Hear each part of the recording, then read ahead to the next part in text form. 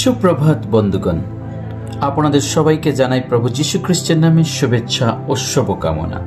আসুন দেখি ঈশ্বর তার পবিত্র শাস্ত্র বাইবেল থেকে আজ এই প্রাতকাল আমাদের কি বলতে চান। আজকের প্রাতকালীন অধ্যয়নের জন্য আমরা বের করব নতুন নিয়ম, তার হিব্রু তার 13 অধ্যায় 1 এবং 2 পদ।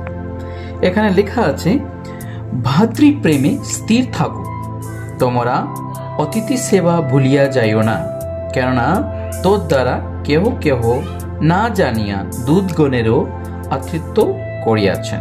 ঈশ্বর তার সুন্দর বাক্যে আমাদের সকলকে আশীর্বাদ যুক্ত করুন।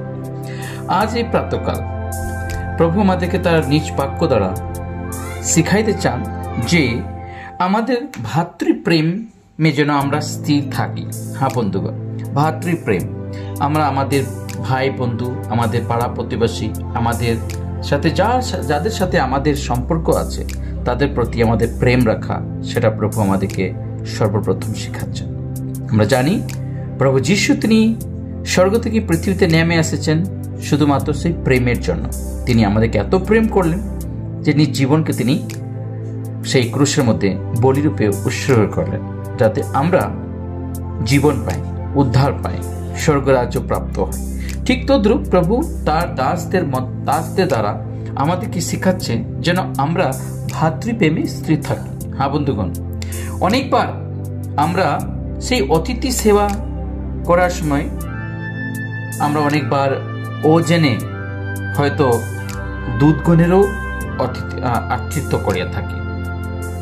প্রভুর দূত অনেক সময় আসে, অনেক সময় ঈশ্বর তার দাস দিগকে, তার বিশ্বাসী দিগকে, তার সেই যাদেরকে তিনি মনোনীত করেছেন সেই রকম ঈশ্বর দাসেরা অনেক সময় এসে পড়ে ঘরে, কিন্তু সেটা প্রভু অনেক সময় তার দূতদেরকেও প্রেরণ করে। তাই আমাদের অতিথি সেবা করাটা যেন আমরা ভুলে না যাই, কিন্তু অনবরত আমরা যেন সেই অতিথি সেবার মধ্যে থাকি এবং প্রভুর সেবা তাতেই সম্পূর্ণ হয়ে থাকে। হ্যাঁ বন্ধুগণ, সেই জীবনে আমরা যা কিছু করছি সমস্ত কিছুর মধ্যে যেন আমরা এগুলো ভুলি না। ভাতৃপ্রেম, অতিথি সেবা, সেগুলো যেন আমরা কোনোদিন ভুলে না যাই, সর্বসময় সেটা আমাদের জীবনে, আমাদের পরিবারে থাকে। আসুন আজ এই প্রাতকাল প্রভু তিনি এই বাক্য দ্বারা আমাদেরকে শিখাতে যেন আমরা ঈশ্বরের প্রেমে যেন প্রেমী হতে পারি, আর অন্যদের যেন আমরা প্রেম করতে পারি, ভালোবাসতে পারি, আর সেভাবে আমরা আমাদের জীবনকে যেন অগ্রে নিয়ে চলতে পারি।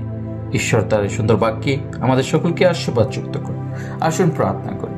পবিত্র পবিত্র বাহিনীর সদাপ্রভু, তোমায় মানব ধন্যবাদ করি আজকের সুন্দর দিনের জন্য। আজ এই প্রাত থেকে নিয়ে সারা দিন তোমাদের সঙ্গে সঙ্গে থাকো।